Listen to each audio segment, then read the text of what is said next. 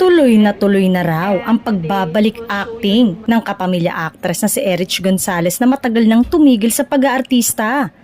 Ayon nga sa balita ay inalok muli ito ng kanyang TV network na lumabas sa binubuo nilang teleserye, pero ang pagkakaalam daw nila ay umokay na raw ito. Kapag natuloy itong serye ay tiyak na siya ang pag-uusapan sa teleseryeng ito.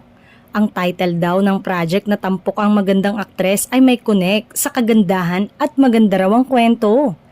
Nag-post kamakailan ng larawan sa kanyang official na Facebook page. Tila nagpaparamdam ang aktres sa muling pagbabalik nito sa ABS-CBN.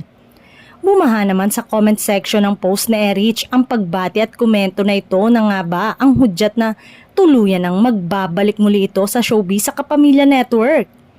Ang kanyang huling proyekto ay ang seryeng La Vida Lena na ipinalabas mula November 14, 2020 hanggang January 16, 2021 at June 28, 2021 hanggang February 4, 2022.